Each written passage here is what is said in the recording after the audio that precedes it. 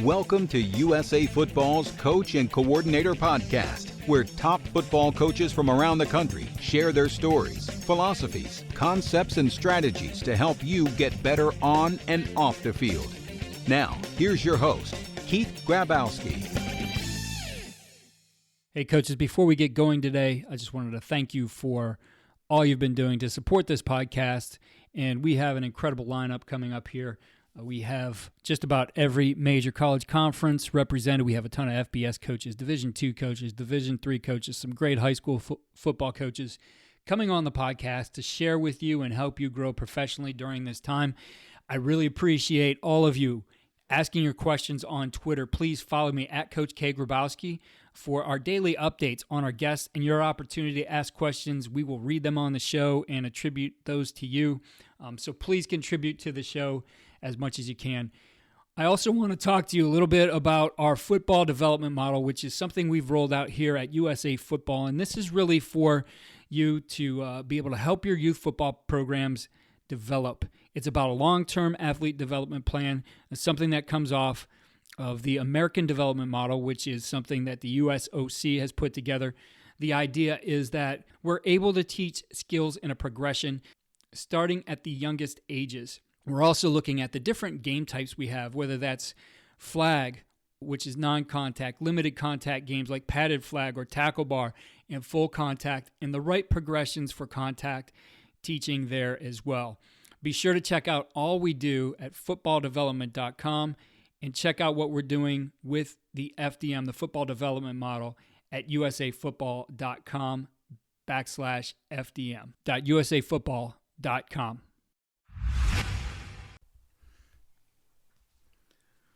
On today's Coaching Coordinator podcast, we're going to focus on defense and a little bit on defending the RPO and unbalanced, using safeties in the run game. And joining us to talk about that is the 2019 Football Scoop NAIA Co-Coordinator of the Year, the Co-Defensive Coordinator at the National Champion Morningside, Casey Jacobsen. Casey, great to have you back on the podcast. Hey, thanks for having me, man. So for our coaches who want to know a little bit more about Casey's background, we did a podcast some time back, and we went over all his biographical info, the things he's learned through the game, things he believes in as far as building a culture, leadership, all those kinds of things. I'll link to that in our show notes. That's going to be one you want to check out. But today we'll focus on specific things here. As I mentioned, some of your beliefs in defending the RPO, unbalanced, using safeties and run fits, and manipulating the second and third level read players a little bit to mess with the offense. And I think it's very important, though, and Coach, we'll start with this. You said it to me as we were getting ready. Culture wins, right? And evidence of that, you guys are 29-0 over the last 2 years. And as you mentioned, you're doing this with, you've got good players, but these are regular guys. These are not guys going on to the NFL, though you guys play against those kind of guys. Yeah, at the end of the day, defensively, and we talk with our guys about it all the time. We've got to try and execute at 100% because if we take 100 snaps in a game and we play 93 of them awesome, you're still giving up. That means 7 bad plays. That's 49 points, and we've got to do everything in our power to be able to make those execution errors diminish and also to be able to overcome some of those execution errors.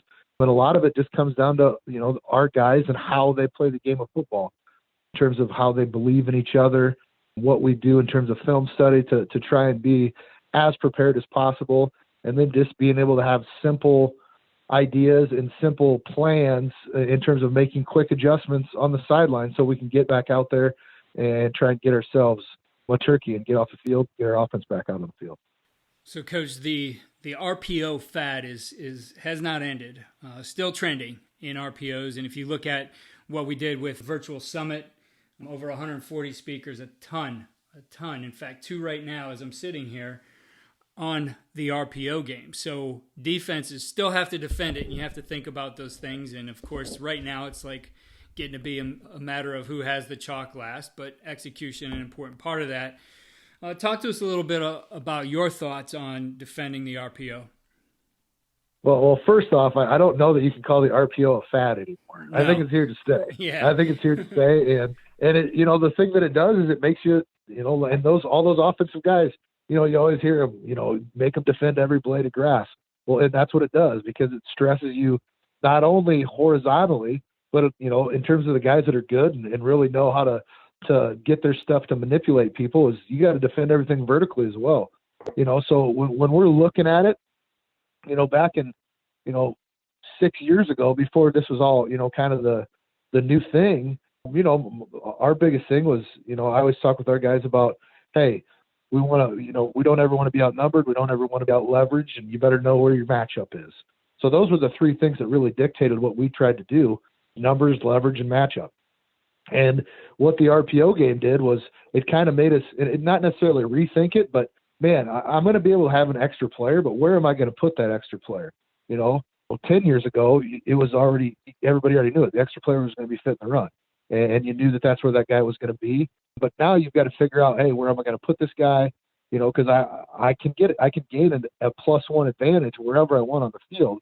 It's just, you better make sure that you're right, or you better be able to make sure that you're dictating, what play that they're going to run, in terms of if you're going to give a give read, or if you're going to give a pull read, or, how you're playing your coverage on the back end to try and be able to funnel that ball to the spot on the field that you want it to go.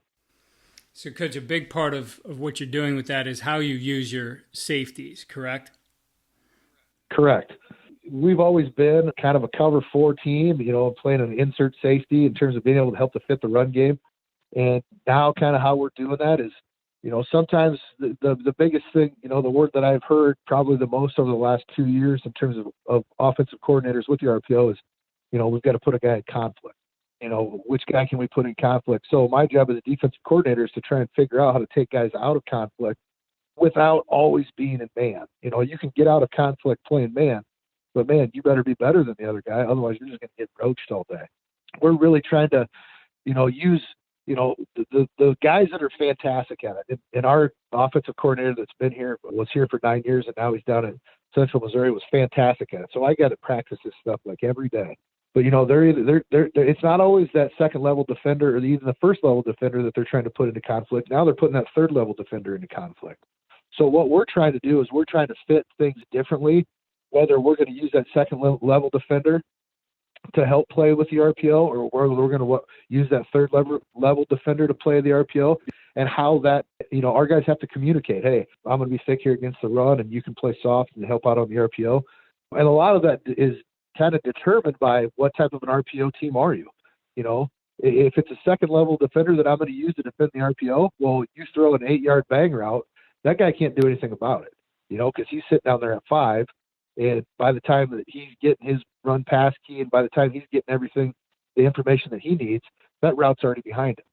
So if it's a slant, if it's a bubble, if it's a stick, yeah, that's great to have that second level guy be able to do that.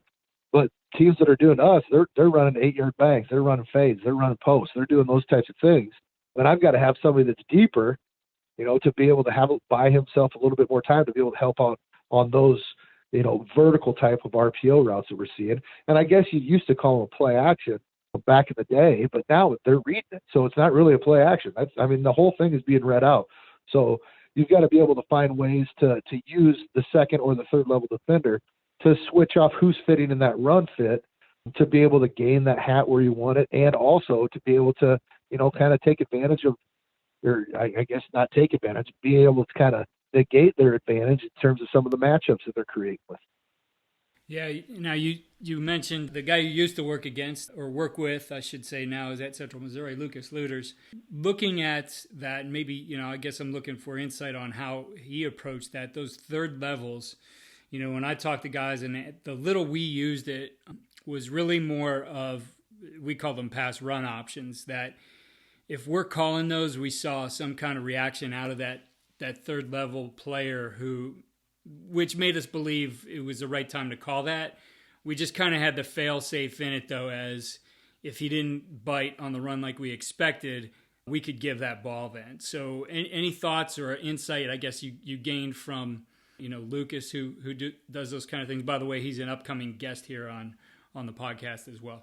Yeah, in terms of our conversations, a lot of it comes down to who's he telling the quarterback to put his eyes on, and that was a lot of it in terms of how they're manipulating guys and who they're looking at is, what do you do? Are you an insert quarters team? Well, we're going to put that guy in conflict. Are you a cover 3 team? Well, now we got to put a flat defender into conflict. And they're basing their stuff, they're going to use your rules against you. And that really makes it tough because now I'm having to take, tried and tested rules that have worked really good here for a long time. And now I've got to try and start, manipulating those a little bit to be able to take away more things and to be able to get help into different spaces. So I really think, and there's a lot of guys that do it, at St. Francis in Indiana. Those guys do a fantastic job with it. Marion, in the second half, man, his RPO game was awesome. And just being able to, who are you looking at? And how are you changing that based off of what the defense is giving you? And then I've got to be able to change it, to try and make that look, to give a different look, to give a different read, to try and, manipulate who you think you can put into conflict and try and take them out of conflict. And, it's a chess match. And at the end of the day, guys have to make plays, which I think is real, which makes tackling even more important. Because at the end of the day, I'm not going to guess right all the time. And at some point, it's going to come down to a one-on-one open field matchup. And my guy's got to be able to make that tackle, and we've got to be able to live to play the next down.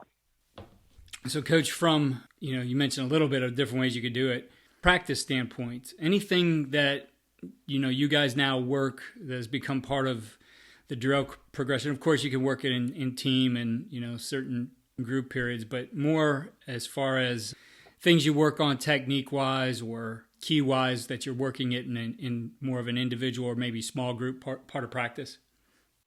Yeah, so like we'll do half lines. We do a lot of half line stuff. And just in terms of being able to talk through those things. And a lot of it, it's a week-to-week type of a thing. I was obviously this last year, both my safeties were 3-year starters. Both my outside linebackers were 3-year starters. So, we had done a lot of different things in those 3 years, and they'd be able to come to the sideline and we'd be able to make a quick adjustment. But in terms of like when we're just kind of easing new guys into it and trying to teach them, hey, you're going to be, you're going to be thick against the run here, or you're going to be playing a flat-footed key, and then you're going to respond to full or empty hands based off of, the RPO game. We're doing that with both levels of guys. So as we're working through our progressions, we're just kind of making it so they can kind of see, hey, if we're in this, if we're in this kind of a look, hey, he should be coming fast and I should be playing soft. And then vice versa. If we're in this, this different look, hey, my safety's going to be replacing me, and then I'm going to be, staying out of it with a flat-footed key, trying to get underneath some stuff. So, it really comes down to working with those outside linebackers and those safeties, and then even mixing the corners in a little bit, just in terms of playing some, soft cover 2, being able to play some of that pattern read stuff to still, we at the end of the day, we still want to be able to change our flat defender, and that's kind of what it comes down to in terms of, hey, who can I use as a flat defender and still be able to cover everything? Because we talked about another thing that offenses are trying to do to stress the defense, and it's something as teams went away from the huddle, they did this less and less, but you're seeing it make its way back into offenses regardless of huddle or no huddle, is unbalanced, right? The whole idea that we're going to put an extra lineman on a side of the ball, we're going to move the gaps, we're going to force you to think about how you're going to adjust your front. So how have you been dealing with unbalanced?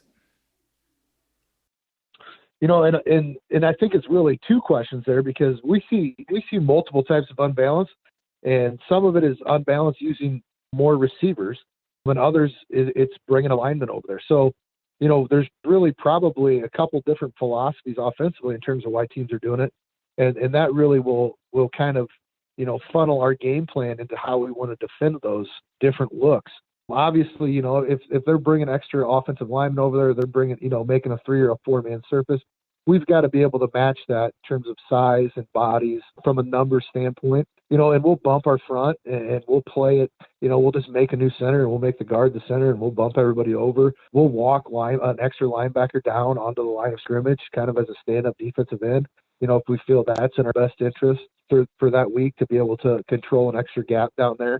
Some of the teams that are bringing in extra offensive linemen will actually, take a corner off and bring in an extra defensive lineman to try and, combat some of that stuff. But the one that we really work the most on is the different unbalanced, with all the different wide receivers out there. And, these teams that are going up tempo and they're able to do that. They're out there in 11 personnel, and all of a sudden you've got to figure out which receivers on, which receivers off, who's eligible, what leverage do they have to run what type of a screen, who's eligible to go vertical on you, and trying to get all of that stuff communicated, leveraged, and find the right matchups in about 20 seconds is about all you get, because those teams that are going up tempo, they'll motion to it, or they'll just, they'll get a play and they'll come right out and they're in it. You've got to be able to have a plan in place so you can get out there and you can, obviously when you go into it, you're not going to know exactly what they're going to run when you see something new, but you better give your kids a plan to be able to,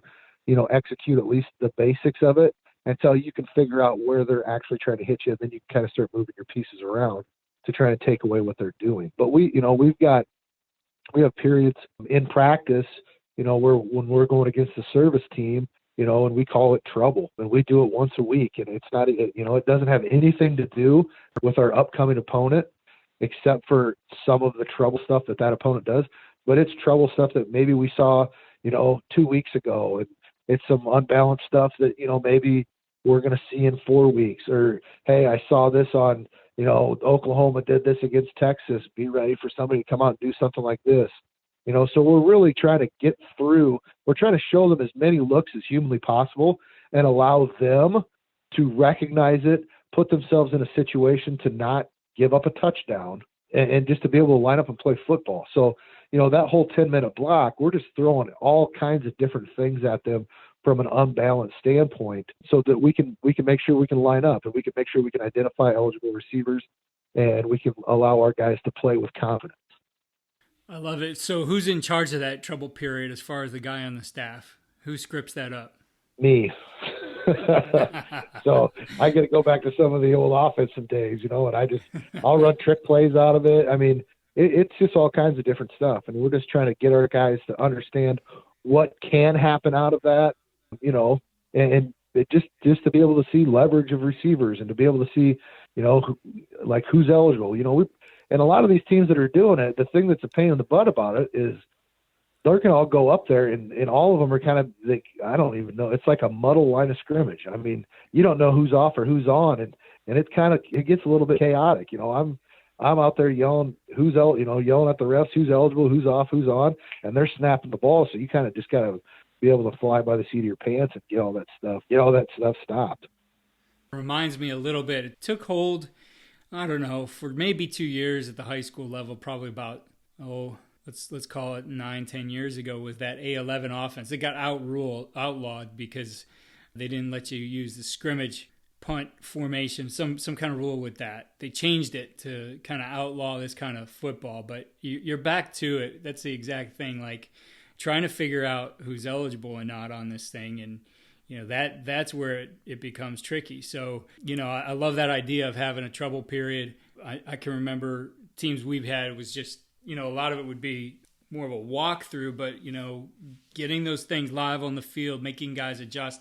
I mean, your description of everything that could happen in no huddle and where you guys could, bust a defense, you sold it to me. I mean, if there's offensive coordinators, they're putting it in right now because of how you describe that, Coach.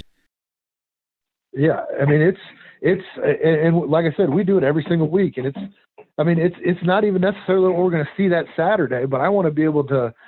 I'm trying to build our kids' football knowledge, and if I can keep doing that every single week, by the time we get to the end of the season, hopefully, they've seen something similar, throughout the course of the year that they can say, hey, man, I remember that trouble period 4 weeks ago. There was something kind of looked like this. Let's see if we can't line up like that, and if that's going to be the answer to it. And it, like I said, it's it's everything. We run everything out of it at them, just to try and make sure they understand. We'll run veer option out of it. We'll run bubbles out of it. We'll run 4 verticals out of it. We're doing all kinds of different stuff, just in terms of so our guys understand where their threats are and what they've got to do to kind of neutralize those threats and put themselves in a position, because a lot of the times when teams come out in that stuff, they're going to have a plan, but it's unbalanced for them. It's not their base stuff either. So if you can get it shut down, they're not going to keep coming back at you with it. If your guys can prove, hey, we can line up and you're not going to fool us with this, well, then, they're not going to continually bang their head against that wall. They're going to go to the stuff that they're really good at to try and beat you with. It's just, you're trying to make sure your guys don't get caught napping is basically what it comes down to.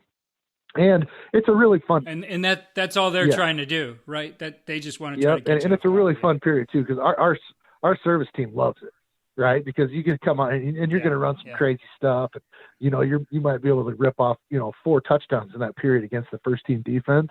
And you can hoot and holler, and they can, do their chest bumps and all that stuff, and it's a good time. I enjoy that period because you get to do a lot of coaching, not necessarily in terms of scheme or technique, but just football knowledge. Hey, look at this. Look at how these guys are lined up. What can they do out of this? And it just lends itself to being able to create smarter football players. Well, Coach, speaking of trouble, have you seen anything this year that maybe is beginning to trend? I know I saw a ton of shallow cross mesh. We saw more and more of the no puller screens. So they're running a shallow behind the line or like an angle route behind the line. And receivers are releasing like they're on their stem and then turn into blockers. Lines pass blocking and they throw the ball underneath and there's all kinds of space. That's one. I actually just watched a clinic this morning on it.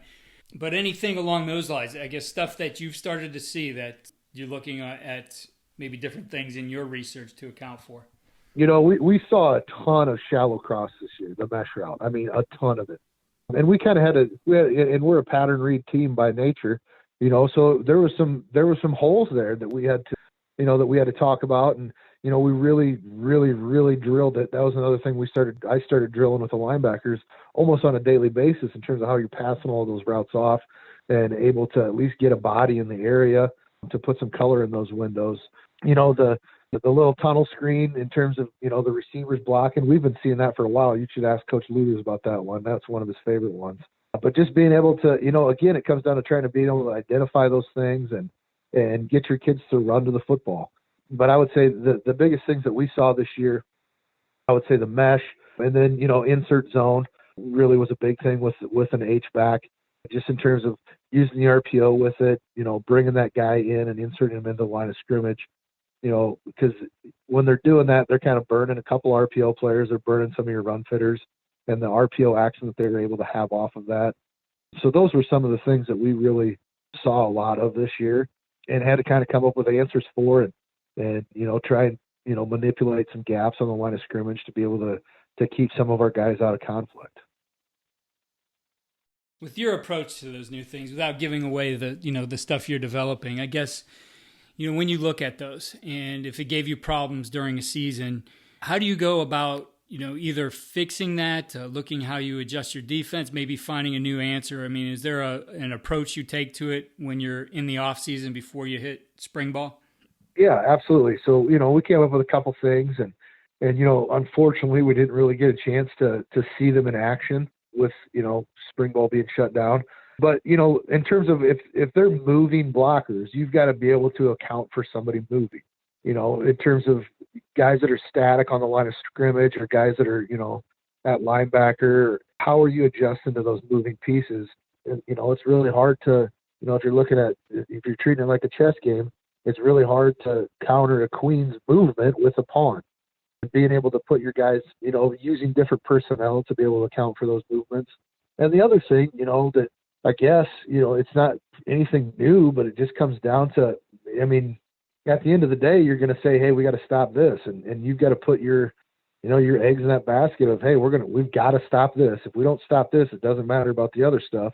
And making sure that you're really good at stopping what you want to stop and then finding ways to, you're not going to necessarily be able to stop the other things, but you're going to try and, keep it from turning into big plays on you. Well, Coach, I appreciate you taking some time here. I know we have it, but, it seems to be that our schedules get filled up here pretty quickly. But, best of luck to you guys at Morningside. I know for you guys, it's looking to build on the success, go and win another one. So best of luck to you in 2020.